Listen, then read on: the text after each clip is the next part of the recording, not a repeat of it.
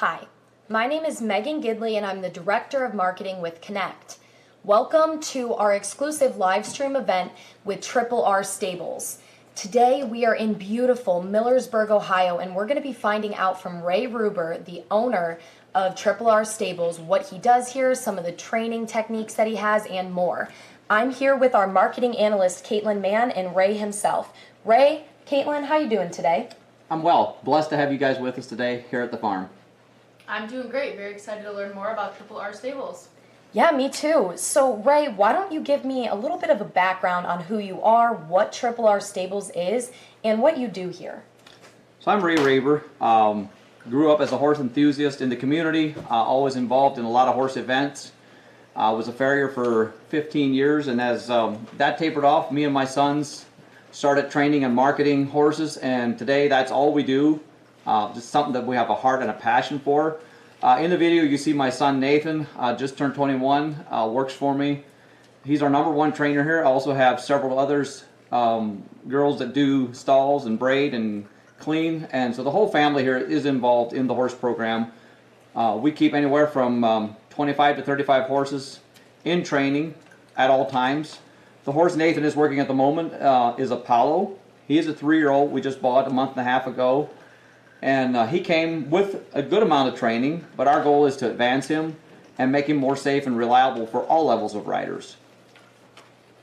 Awesome. And as you see, the horse is in the arena, and you will see 2 others during this video. So keep watching to find out their story.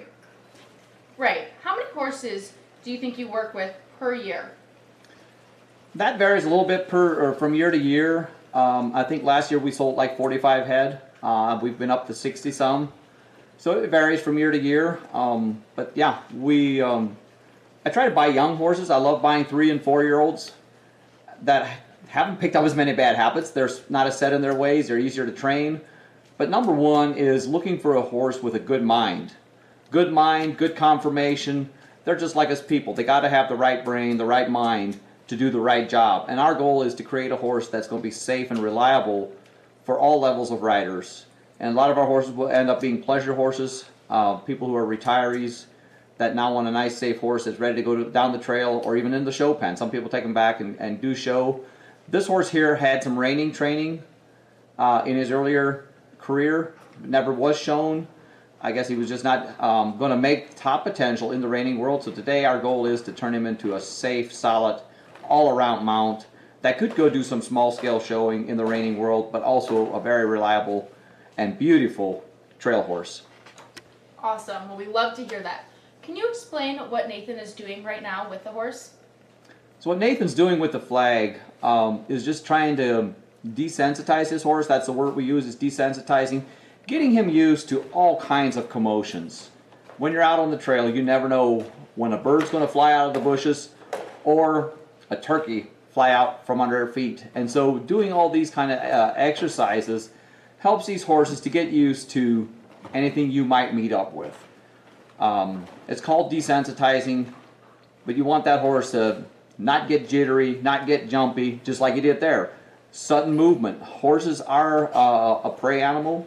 Their first instinct is to move away from a predator or any prey. So in that training, we like to get them used to all kinds of different commotions. Nathan's going to keep bringing different stuff in and just show the groundwork that we like to take them through. Every horse that we do get in and put through our program, this is where we start, is groundwork. Even though this horse is actually, he rides pretty decent already, mostly been ridden in the arena, never had a lot of outside exposure. So this is part of getting him ready to go out on the trails and get exposed to whatever. You never know when you're riding on the trail what you're going to meet up with.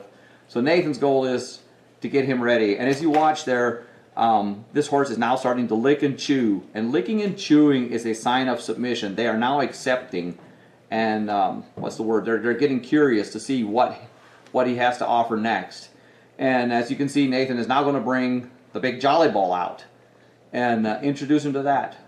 Yes, very seldom do you run into a big jolly ball on the trails, but again, it's something to get him used to. Like you said, you never know what you meet up with when you're out there riding. And just another thing to get used to, and a great object to have available. for a horse to get used to. And again, he's just a 3-year-old. This horse, beautiful horse, good mind. Is one of my picks. There's things I look for in a horse when we go by, and he was one of them that really stood out to me. Had that kind, soft eye to him. He's a pleasing horse, wants to do what you ask of him. But again, this all takes time. Our average horse, going through our program, I like to keep them at least 6 months. Some of them are here a year, and sometimes a year or 2 years. It all depends. I try not to market them until we feel they are ready, and we've brought out the best, the maximum potential that we can get out of them. Awesome. So you got to be ready for anything when you're taking them outside. How long do you think it would take to desensitize a horse? Wow, that's quite a question. It really varies a lot per horse. Some horses tend to be more nervous, more tense, so that takes a lot more time. Like I said, I mean, we take them through these steps until they absolutely don't care. Where you can throw that tarp, that ball, that flag at them, and they just absolutely don't care. So once they're through that, we start tapering off and not doing it daily. But if they still get nervous, we will still work with it daily. Like there, you can see him tense up as that tarp comes around his front feet. So I'm going to say this horse will probably get a good 2 weeks of groundwork, and then move on, and eventually we will do all this stuff from his back. He will have to get used to that tarp, the ball, all that stuff going over his back, and it's just good practices to let him get used to all these crazy, odd things we do. And number one, hopefully in a year down the road, this horse will be safe and solid, that somebody inexperienced or somebody that's not going to ride him regularly can get him out and go on their pleasure ride on a Sunday afternoon and doesn't have to deal with any boogeriness. I'm going to call it boogeriness because that's what they do. They booger when they get nervous about stuff. So it's something we enjoy. It's so rewarding watching them overcome fear and overcome these obstacles. Horse training is a very, very rewarding a job, and it's more of a hobby than a job because it's something you can do every day and it never gets old. In that, like I said, we do mostly buy younger horses. Occasionally we'll pick up a 6, 7, 8-year-old. You tend to have to work with more issues the older they get. They've picked up some bad habits. This young horse, to me, has no bad habits. He's just not been exposed to everything. But as you get older horses, they might have been let go. They might have picked up habits of let's say the kids have rode him and they let him go to the gate. They let him walk to the barn. And so you have to work through issues like that we call it barn sour. You want them to overcome that they go where you ask. And in that training, we do a lot of pressure and release. And what I mean by that is when you ask a horse for something, you're putting pressure on them. Like right now, Nathan is actually asking him. He's putting pressure to him to walk across that tarp. His release was walking across it. He's giving in. He's being submissive to his trainer. In the same way, when we pull on their face, we put pressure on their face by pulling on that lead rope. And once that horse gives it that pressure, we release. And pressure and release is a very, very easy way to explain training.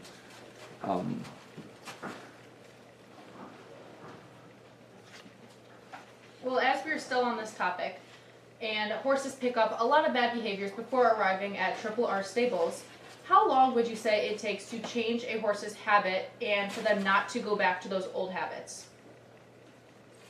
Very good question. That can vary like anything else. It depends on how long they've been in the wrong hands. You know, it depends if they've been ridden by children and inexperienced people. And horses are smart. They're like children. They figure out what they can get away with. And so if they've been living a lifestyle of getting away with everything and being a bully for many years, it's going to take a lot more time. But if a horse has had a short term, a 6-month to a year life of living with people that did not get demanding with him or firm with their training, it's not hard to break them from that. So it varies a lot per horse, and the older they get, the harder they are to change. And that's why I say we really, really enjoy training young horses. They're just like people. We all get set in our old ways, and so the younger they are, the easier they are to change. Great. So what is Nathan doing now? These bring out a bullwhip. So in the cowboy world, a bullwhip is actually used to herd cattle and to move livestock. So it's good for a horse to get used to the sound of a whip. That whistling sound of that whip spinning over him is something they have to get used to. Yes, you might never use it on the trail, but it's also something I love for him to just get used to the sound of the cracking whip. You never know when you're riding, and you might have a gunshot go off somewhere. A lot less likely to startle and bolt if they are used to this sound. Awesome. What are key behaviors you look at when determining what way to train a horse? Key behaviors, things I look for if I go to purchase or if I'm out looking for our next project. I look for horses with a very soft eye. I want a kind eye, and also we test them. I want that horse to not be skittish. Yes, a young horse is naturally going to have some skittishness to it, but on how do they respond to the skittishness. If they are what I call a blow up, a horse that wants to respond and really respond with maybe kicking or biting or striking, I will totally avoid it. But a horse that gets a little skittish or nervous, you can tell if you can work through it. It's just one of the things, I guess, growing up with horses for myself, that comes naturally for me. You learn to read them. You can see the ring around their eyes. If there's white around their eyes and they really get nervous, red flag to me. They're just going to be a lot harder to ever get settled and turn into that faithful, reliable horse. A horse with, number one, I look at the face. I look at the kind eye, where their ears set, the attentiveness they have to you, tells me so much. Awesome. And as you mentioned, there are some negative behaviors. What are some great positive behaviors that really excite you in wanting you to buy that horse? Willingness. When you ask, like I was talking about pressure and release, we'll take a horse, and even just on the ground, I'll take my thumb or my finger and apply pressure into the rib cage area, same as where our feet would be when we start asking that horse to move off of leg cues. So I'll use my hand or apply pressure and see if they have the willingness to move away from pressure. Some horses will literally push into pressure, try to come into you instead of moving away, and that's something I don't like. I like a horse that you can, even though he's not been trained, that is willing, that is going to give me that cue. Yes, I'm willing to move away from you. I want to give my life to you. It's basically the best way to describe it. And like Nathan has said, that mind and that brain is so important. And there's some horses that just don't want anything to do with human reaction and are just harder and harder to deal with. But again, a younger horse that is willing is very rewarding to pick up. Occasionally we pick something up or buy something that just is not willing. It is so much harder. You have a lot more stuff to work through. Here, as you can see, as Nathan got on Apollo, he's asking him to move his rib cage. He's asking him to flex. And he's being very responsive, very soft. And as he gave his face there, Nathan gave him his release. He's just, we call it flexing and warming him up as we step on a young horse. Very good techniques to follow if you're getting on a young horse that you're not familiar with. Having a hold of their face. Here Nathan is asking him to back up. He's already breaking up the pole very nicely, very soft. He has what I like. As Nathan picked up his reins, asked from him, the horse was very responsive. He did not push through the bit with his face, but he gave his face to it. Awesome, that is great. So could you walk me through the steps of the process when you are trying to advance a horse? In advancing a horse, yes, we start them all in the arena, doing all the groundwork, doing all the flexing, breaking up the pole, getting where we can move their body with our legs, riding them from our seat. But then there's that time when you got to go out, you got to hit the trails, you got to get them exposed to cattle, to traffic, to bikes, you name it. Very important. And so that's where Apollo's at. He's had quite a bit of arena riding. As you can see, he's very responsive, moving off of legs. I'll get into that a little bit later. But then taking him out and exposing him and seasoning him, putting miles on him, showing him the world, showing him the country, taking him different places, load him on a trailer, go to a state park, or go to an event, cattle working days, horse shows, even though you're not showing them, are all great places to take them and expose them to what all is out there for them. Very rewarding to watch them settle into new places. Teaching them to tie. They need to learn to tie and stand tight and not fuss is something that we make a practice of. We like to have our horses spend an hour or so a day just being tied up. And again, pressure and release. Once they stand, they relax, they drop their head, and they don't fight the rope. Yes, we untie them, we put them up. That's their reward. But if they want to be crazy, if they want to be a little stupid, hey, guess what? You're going to stand there till you're done having your fit. And they learn patience that way. Great. How do the horses normally and usually react to these new situations? Again, another question that varies a lot per horse. Take a horse that's never been off their farm. Say he was born and raised at a certain farm. Have a harder time adjusting coming to a new place. But it's amazing. It's something I very rarely run into is a horse that doesn't adjust to making that switch from one farm to the other. Because we have other horses here. But again, then as you bring new horses in, on who to put together as far as turnout is another key thing.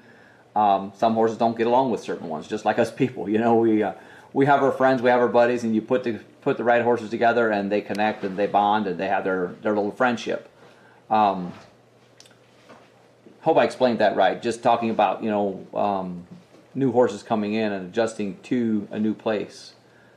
So what you have in front of us right now is a horse named Curly.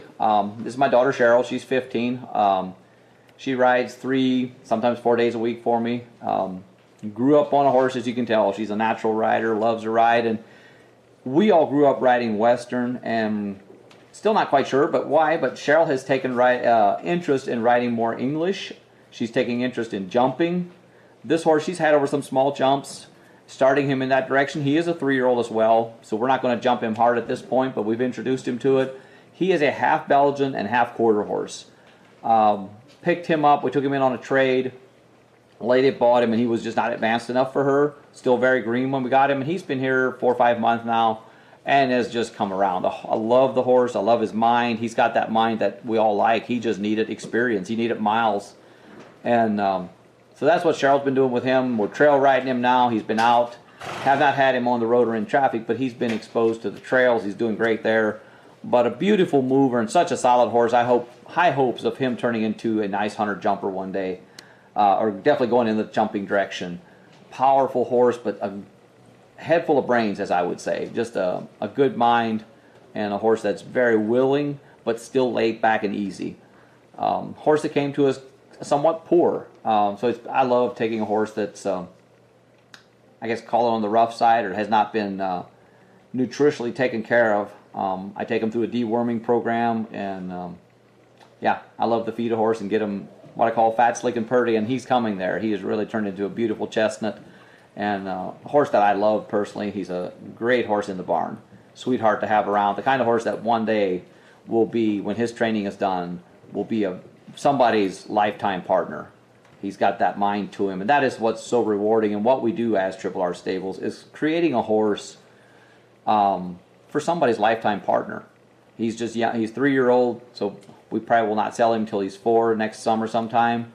And somebody will be able to take him home and have him for many, many years and have a great, great horse as a partner in their life. And that is one of the biggest rewards as what we do in training and marketing. We started in a number of years ago. We did some outside training for other people.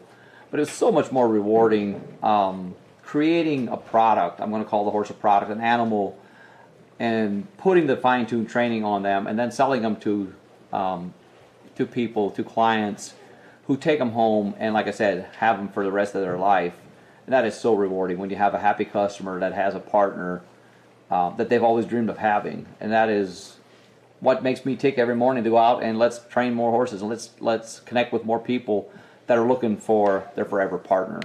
And especially Curly here is going to be one of them that I feel somebody's going to take home one day and just click with him and love him. A little bit of background again as far as Triple R Stables. Like I said, I used to do some farrier work, about 15 years of full-time farrier work, and during that time, I also hosted trail rides in the community for 31 years. Two Saturdays a summer, we would host a one-day trail ride, which was very entertaining, lots of fun. It was a great way to connect with the youth in the area, great way to bring people in from all over. We had people from surrounding states that would come to this ride, and so, like I say, grew up in the horse world, hosted those rides, and from there, as we met a lot of people and started marketing horses, that's where all we do now is market. And we also I'm the event coordinator of an event called the Horseman's Mission, which has been very rewarding. I see a lot of youth in our area that are riding, but no instructions, nobody to school them and help them get along. So that has been so rewarding to watch the youth come to our event called the Horseman's Mission. A very educational. We do clinics, we do a colt starting competition at that event, and that is so rewarding to see the youth connect with these animals. And the horse is an animal that God gave to us, and He speaks through them. God uses this animal to really reach hearts and lives and souls in many, many ways. As you said, the process for each horse can vary in time. What are your steps to getting ready to sell the horse and the process of actually selling? So take a horse like Curly. Once his training and everything is fine-tuned the way we want it, we will do videos and use them as marketing videos. Some of our horses we take and go to sales. We have a sale ourselves that we do is called the Horseman's Mission Select Sale. We always consign some horses there, and we have several sales throughout the country. One of our favorites is the Great American Trail Horse Sale in Lexington, Virginia. We get horses ready to take them there. But we also sell, probably half of them we sell private right here at home. We will market them on the internet, a couple websites we use, and Facebook, and market these horses and have people come direct to our farm and purchase them. So very rewarding, fun, love meeting people, and we have people come to the farm and test ride them and try them, and we really enjoy that part of it as a family. Can you walk us through the planning process before, during, and after when preparing a horse? Do you guys have a planning process with Nathan and your daughter, or do you kind of just see as you train with them what they need and what you should specialize in? Very interesting subject there. As I get a new horse, Nathan is usually the first one to try him.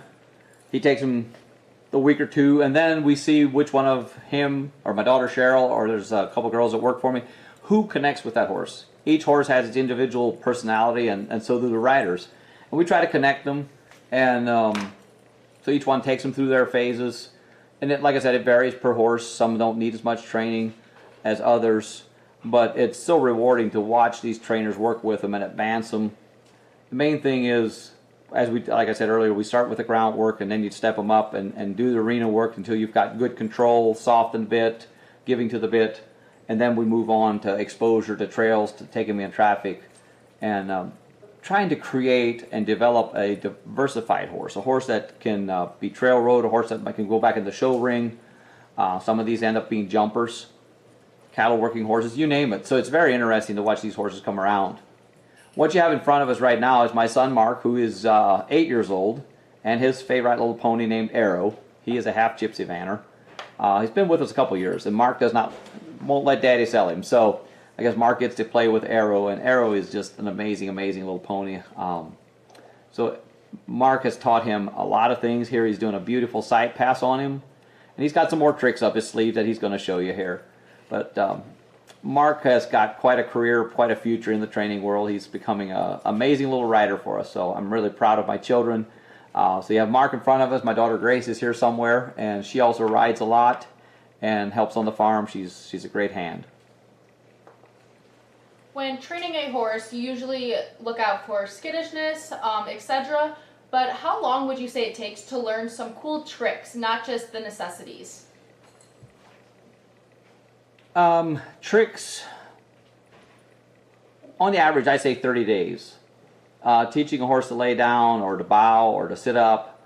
If you do it right, if you start from scratch and you just ask him, like, Arrow's going to lay down for you right now, or that's what he's working on, that all started on the ground. First, you pick up a foot and you ask him to give, again, the pressure and release. You ask him to give to the pressure. And as we advanced, today he can tap him on his shoulder, and Arrow will drop down and lay down for him. So that started with a lot of groundwork. But I'd say 30 days you can have them doing well, but they get more and more push button the longer you go. I'd say Arrow took a good 60 days to where he had him where he could just touch him on the shoulder.